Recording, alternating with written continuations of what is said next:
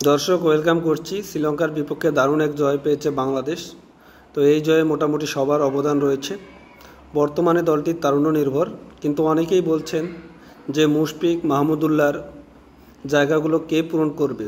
তাদের অভিজ্ঞতা এবং তাদের যে পজিশন, এগুলো আসলে পূরণ করার নয়। তো আমি সেটার সাথে দ্বিমত করব, কেননা বাংলাদেশের তরুণরা এখন প্রচুর ভালো খেলছেন এবং আগেও সেই সামর্থ্যগুলো দেখিয়েছেন। তামিম, সাকিব এবং মুশফিকরাও একসময় কিন্তু তরুণ ছিলেন, তখন থেকেই তারা কিন্তু দলের হাল ধরেছেন। কিন্তু বর্তমানে এমন একটি মিথ তৈরি করা হয়েছে যে মুশফিক মাহমুদুল্লাহ এবং তামিম ছাড়া বাংলাদেশ দল ভালো করতে পারবে না, এবং এর কারণেই কিন্তু তাদের কেরিয়ারগুলোকে দীর্ঘায়িত করা হয়েছে। এবং বাংলাদেশের বর্তমানে যে তরুণ ক্রিকেটাররা রয়েছেন তাদের ওপর কিন্তু ভরসা করেনি। বিগত যে ম্যানেজমেন্টগুলো ছিল, পরিচালকরা ছিল, তাদেরকে কিন্তু ব্রাত্য করে রাখা হয়েছিল। কিন্তু শ্রীলঙ্কার বিপক্ষে যে জয়টি এসেছে সেটিতে কিন্তু তরুণদের অবদান অনেকটা বেশি।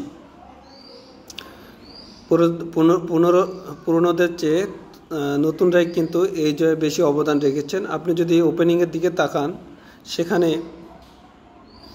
পারভেজ হোসেন ইমন কিন্তু অত্যন্ত ভালো করেছেন। তিনি 67 রান করেছেন এবং যতক্ষণ ক্রিজে ছিলেন দাপটের সাথে ব্যাটিং করেছেন। এবং আগের ম্যাচে প্রথম ওয়ানডেতে যখন ব্যাটিং করেছিল তখন কিন্তু তানজিদ হাসান তামিম, সেও কিন্তু একটি 50 মেরেছিল, 61 রান করেছিল। তো দুজন ওপেনিং ব্যাটারই কিন্তু রান করেছেন দুই ম্যাচেই। এবং আমরা যদি আরও দেখতে পাই, তাওহিদ হৃদয় দ্বিতীয় ওয়ানডেতে 50 রান করেছেন এবং গুরুত্বপূর্ণ সময়ে দলের হাল ধরেছিলেন। এরপরে আমরা যদি প্রথম ওয়ানডের কথা বলি, জাকের আলী অনিক কিন্তু সেও 50 করেছিল প্রথম ওয়ানডেতে, যদিও সবাই প্রথম দিকে আউট হয়ে গেছে। একটা ছাড় অ্যান্ড কলাপসের কারণে বাংলাদেশ দলটা কিন্তু পিছিয়ে পড়েছিল, না হলে কিন্তু প্রথম ম্যাচের চিত্রটা ভিন্ন হতে পারত, বাংলাদেশ সেই ম্যাচটা জিততে পারত। দ্বিতীয় ওয়ানডের আরেকজন ব্যাটসম্যান রয়েছেন, সেটি হলে অলরাউন্ডার তানজিম সাকিব।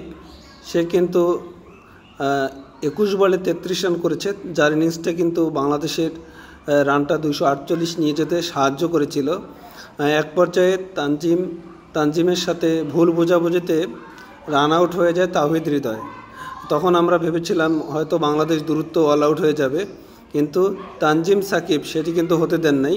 সে নিজেই 21 বলে 33 রান করেছে, শর্ট একটি কেমিও খেলেছিল এবং সেটার মাধ্যমে কিন্তু বাংলাদেশ 248-এ পৌঁছে যায়, লড়াকু একটি ইনিংস পায় এবং বাংলাদেশের জয়ে ভূমিকা পালন করে। এবং বোলিংয়ে যখন আসি তখন আমরা কিন্তু দেখতে পারবো যে তানভীর ইসলাম কিন্তু দারুণ বোলিং করেছেন, 5টি উইকেট পেয়েছেন এবং এটা মাত্র তার দ্বিতীয় ওয়ানডে, সেটাতেই কিন্তু 5 পেয়েছেন এবং জবাব দিয়েছেন যারা আসলে তরুণদের ওপর ভরসা রাখতে চাচ্ছিলেন না।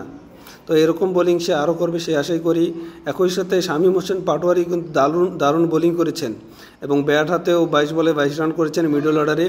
তিনি যদি টিকে থাকতে পারতেন ম্যাচের চিত্রটা আরও ভিন্ন হতে পারত।